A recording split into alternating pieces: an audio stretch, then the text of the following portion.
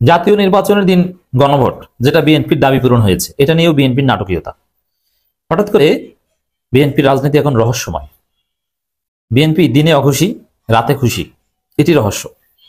আবার বিএনপির দাবি বাহ্যিকভাবে অনেকাংশে পূরণ হয়েছে। দেখেন, এটা নিয়ে একটা খেলা আছে। তারেক রহমান যেই মুহূর্তে গণভোটকে কটাক্ষ করলেন আলু এবং পেঁয়াজ দিয়ে, তার একদিন পরেই গণভোটের সময় নির্ধারণ করা হয়েছে। মানে গণভোট তো আর ঠেকাতে পারলো না বিএনপি। এখন বিএনপির কথা মতোই গণভোটের তারিখ, কিন্তু তারপরও বিএনপি ধোঁয়াশার মধ্যে। প্রথমে বিএনপি বলেছে যে প্রধান উপদেষ্টা নিজেই জুলাই সনদ লঙ্ঘন করেছেন। এরপরে মির্জা ফখরুল বলেছেন প্রধান উপদেষ্টার বক্তব্যে সবার একমত হওয়া স্বাভাবিক নয়, মানে অনেক কিছুই একমত হতে পারবো না। আবার রাতে মিটিং করে না সব ঠিক আছে, ধন্যবাদ মাননীয় প্রধান উপদেষ্টা, ধন্যবাদ। এখন এই ধন্যবাদ কি মন থেকে দিয়েছে, না জামাতের সাথে কম্পিটিশনের রেইসের অংশ হিসাবে এই ধন্যবাদ দিয়েছে? ভান ধরা ধন্যবাদ। বাংলাদেশে এখন ভান ধরা রাজনীতি চলছে। ভান ধরা বুঝেন? যেমন এনসিপি ইউনুস যে খেলা, এটা ভান ধরা। আমার কাছে মনে হচ্ছে যে এনসিপি পিওরলি কিংস পার্টি, কিন্তু ইউনুস কাউকে বুঝতে দিতে চাইছে না। এবং ইউনুসের একটা প্রজেক্ট আছে, ঘুরিয়ে ফিরিয়ে নানান মেকানিজমের মধ্য দিয়ে একটা পরিস্থিতি তৈরি করে, জটিলতা তৈরি করে, অনিশ্চয়তা তৈরি করে, রাজনীতির নানান সমীকরণ তৈরি করে এনসিপি কে হিট বানিয়ে এনসিপি কে ক্ষমতা এনে দিয়ে যাবে। এরকম দীর্ঘমেয়াদী প্রজেক্ট ইউনুসের থেকে থাকতে পারে, কিন্তু সেটা আমার আপনার সাদা চোখে ধরা পড়বে না, কিন্তু কিছু কিছু ক্ষেত্রে দৃশ্যমান হতে পারে। অতি সূক্ষ্মভাবে করছেন। সবাই যখন বুঝে গেছে যে এটা একটা কিংস পার্টি, তখন তো কিংস পার্টি সুলভ আচরণের মাধ্যমে তাদেরকে ক্ষমতা আনবে না, তখন এমন ভাবে করবে যেটা আমি আপনি কেউ বুঝবো না। এটি স্বাভাবিক। যেমন কেউ যদি চুরি করতে চায় আর মালিক যদি জেনে যায় যে এইভাবে চুরি করবে, তখন ওইভাবে চুরি করতে কেউ যাবে না। তারপরে যদি আপনি চুরি করতে চান, এমন ভাবে করতে চাইবেন যেটা মালিক কল্পনা করতে পারবে না, আত্মীয় সেজে বা নানান ভাবে আপনি ঘরে ঢুকবেন, তারপরে এক ফাঁকে চুরি করে নিয়ে আসবেন। অনেক খেলা চলছে, রাজনীতির খেলা শুধু বাংলাদেশের গ্রাউন্ডে সীমাবদ্ধ নেই, এটা ইন্টারন্যাশনাল অঙ্গনে চলছে। আলী রিয়াজের নিয়োগ তার প্রমাণ। তো দর্শক, এখন বিএনপি কি করবে? বিএনপি কি করছে? আসলে বিএনপির অরিজিনাল খাইশ ছিল গণভোট ঠেকানো,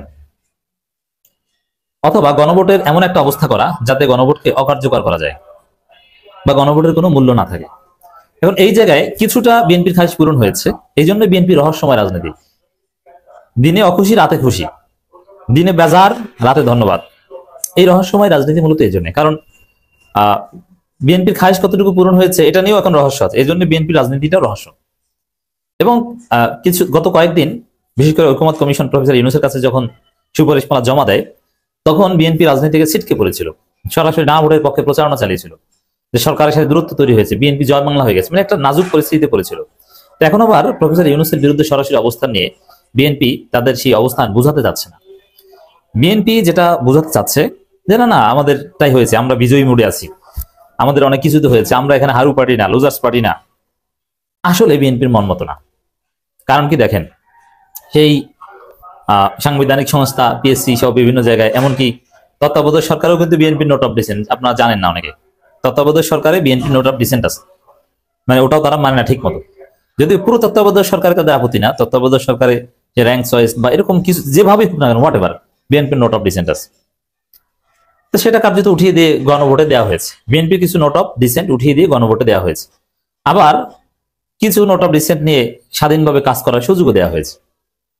আবার গণভোটের ফলাফলের বাধ্যবাধকতার কথা বলা হয়েছে, আবার সংবিধান সংস্থা পরিষদ গঠনের কথাও বলা হয়েছে, আবার 180 কার্য দিবসের মধ্যে সেটা বাস্তবায়নের বাধ্যবাধকতার কথাও বলে দেওয়া হয়েছে। সব মিলে একটা জগা খিচুড়ি। তো এই জায়গায় পুরো জিনিসটি একটা রহস্য। এই জন্য বিএনপির অবস্থান ও বিএনপির রাজনীতির রহস্য। সকালে এক কথা, দুপুরে এক কথা, বিকেলে আরেক কথা, রাতে আরেক কথা, মিলছে না। মানে বাংলাদেশটা একটা রহস্যের ধাঁধায় পড়ে গিয়েছে, কারো ভবিষ্যৎ স্পষ্ট নয়। এই জন্য ভান ধরা রাজনীতি চলছে। মনের বিপরীতে যে এমন আচরণ করতে হবে যে না, আমরা সিটকে পড়ি নাই, আমরা সব জায়গায় লুজার্স বা হারু নয়, এটা মনে হচ্ছে দর্শক। এখানে আমি যে কথাটা বলি মাঝে মাঝে, রাজনীতি গৌরবময় অনিশ্চয়তার খেলা। সেই অনিশ্চয়তার খেলা চলছে, একটা জুয়ো খেলার মতো, যে এটা মেনে নিয়ে, যেমন বিএনপি কি করবে, না ভোটের পক্ষে প্রচারণা চালাবে না হা ভোটের পক্ষে, এটা তারা এখন পর্যন্ত ডিসাইড করতে পারবে না। এবং তারা যেটা বলবে ওটা ঘুরিয়ে ফেলার সম্ভাবনা রয়েছে। আবার পরিস্থিতি এমন মনে হয় যেন তারেকের হাতে বিএনপি সব তুলে দিয়েছেন, কিন্তু না, এত সোজা না। ইউনূসের নিজের কোনো লেজিটিমেসি দিলেন না। জাতীয় নির্বাচনের আগে গণভোট করলে ইউনূসের একটা বৈধতার ভিত্তি থাকতো, কিন্তু এখন ইউনূসের কোনো বৈধতা নেই। আবার রাষ্ট্রপতির মাধ্যমে আদেশ জারি করিয়েছেন, অর্ডিন্যান্সও না, যেটা সংবিধানে নাই। তার রাষ্ট্রপতিকে বিপ্লবের পার্ট করে ফেলেছেন।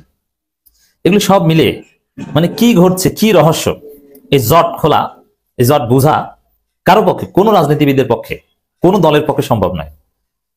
ইউনূস আসলে কি চান, কি করেছেন, আসলে কাকে ফেভার করছেন বা করেন নাই, কাউকে ক্ষমতা এনে দিতে চান কিনা, না একদম ফেয়ার প্লে করছেন, বিএনপি জামাত কেউ বলতে পারবে না।